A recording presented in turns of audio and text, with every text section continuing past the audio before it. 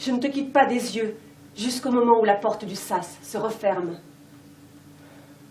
Je déteste cet instant, tel un couperet qui tombe. Aujourd'hui, plus que jamais, j'aurais aimé te dire que je t'aime, mais... Nous voilà déjà séparés. L'actualité n'attend pas. Comme chaque fois, j'ai un pincement au cœur, j'entends une petite voix me dire « Sois courageuse et patiente ». Je gonfle la poitrine, croise les doigts, tourne les talons et pars à la recherche d'un ascenseur pour vite quitter l'endroit. Je ne m'y ferai jamais. Je ne suis pas la femme endurcie que l'on croit. Un groupe de Japonais arrive au pas de course. Ils lèvent tous la tête en direction des panneaux lumineux. Quel accordage! Je souris. Je regrette de ne pas avoir mon appareil photo. Il fait lourd. Le temps est à l'orage. C'est la fin de l'été.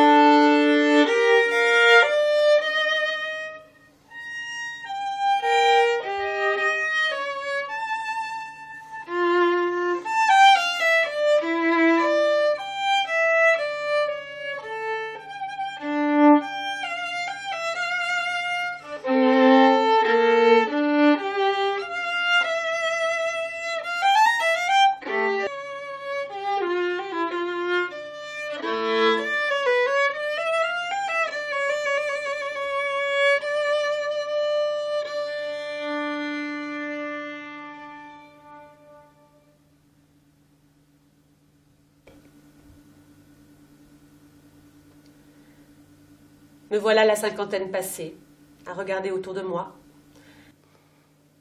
à observer les contours, les recoins de ma vie. Je me sens devenir triste tout à coup. Pas envie de sombrer dans la mélancolie. Je me fais couler un bain bien chaud, parfumé aux huiles essentielles. Je me couche tard. Notre lit est grand et froid. Je pose ma main sur ton oreiller. Je te cherche. La place est vide.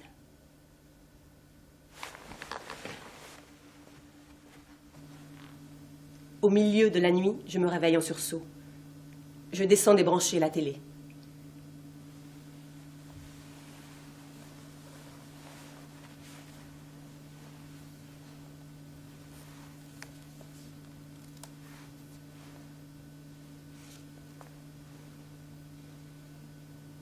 Ainsi commence mon carnet de voyage.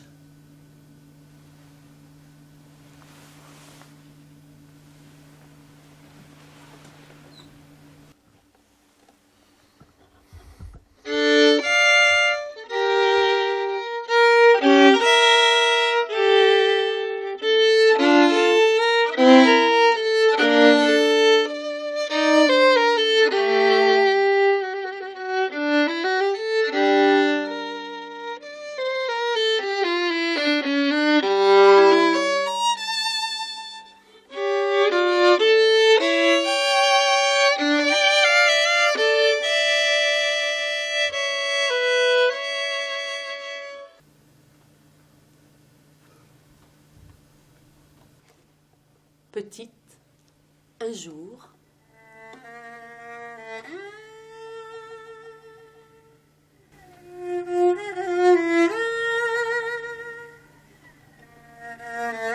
J'avais vu quelqu'un sortir par la fenêtre de la cuisine.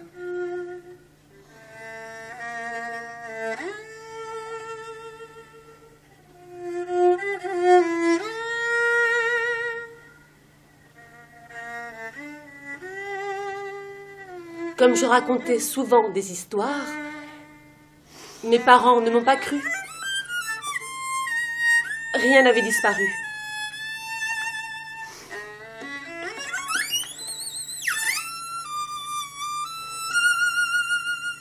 Pourtant, c'était la vérité. J'avais vu un homme s'enfuir.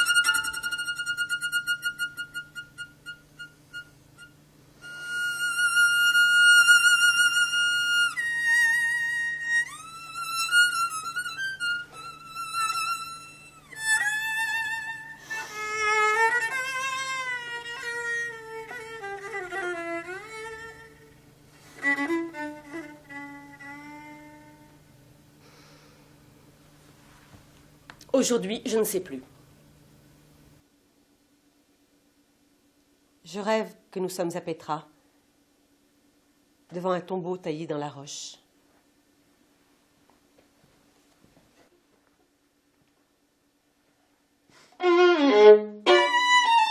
Pourquoi Petra? Je n'y suis jamais allée.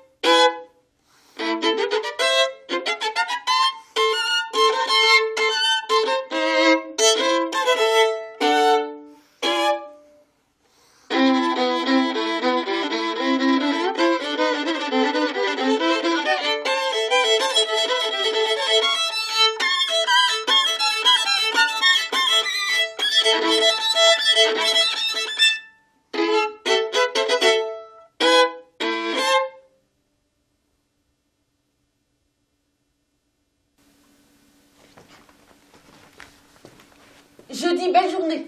La manifestation se déroule sans incident. Des élèves sont reçus par le ministre en personne. Un dialogue s'engage. Victoire!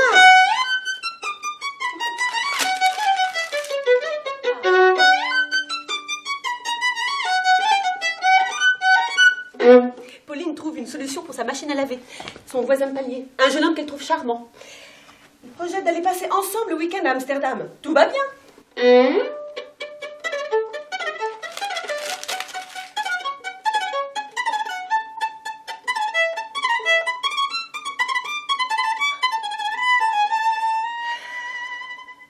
Amsterdam, c'est là que nous avons décidé que je ne serai plus ton assistante, mais la mère de tes enfants. Un choix qui m'obligeait à renoncer à tout ce qui faisait ma vie et que j'aimais. Les enquêtes, les rencontres, les risques, les voyages et vivre l'aventure avec toi.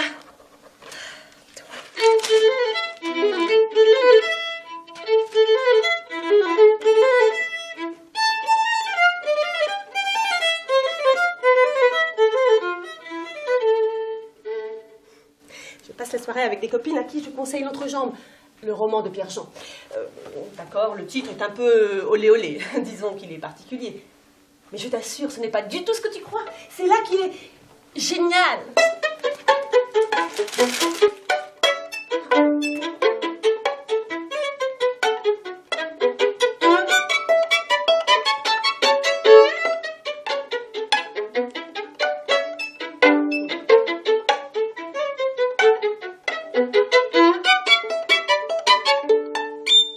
En rangeant, je tombe sur un de tes t-shirts coincés derrière ta panière à linge.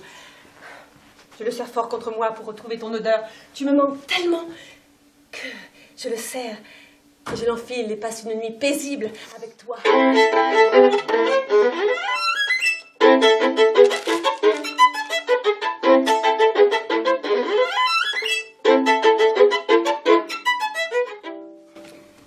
Vendredi matin, je retrouve Annette au bistrot Léon.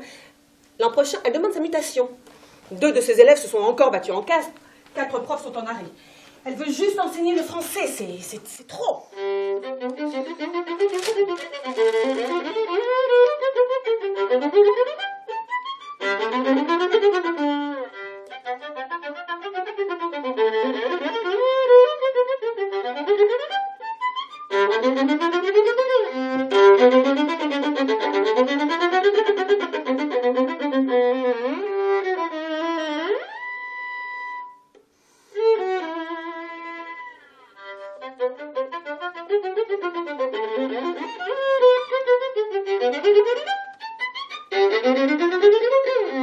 Samedi, je passe l'après-midi avec mon père. Nous faisons une partie de jaquet, je l'aide à remplir des papiers. Il savoure mon gâteau au chocolat. Nous partageons une cigarette. Je le quitte vers 17h, plutôt en forme. Enfin, comme d'habitude. Triste soirée. Je m'ennuie. Côte blues.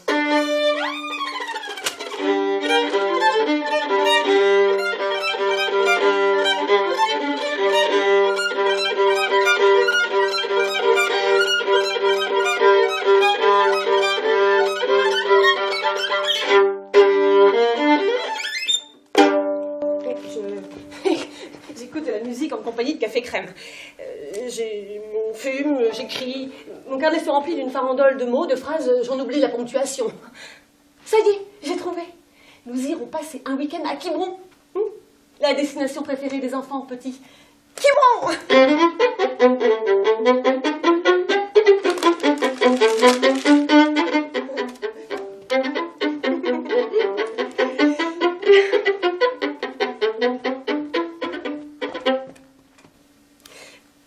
Dimanche, balade au Luxembourg. Froid.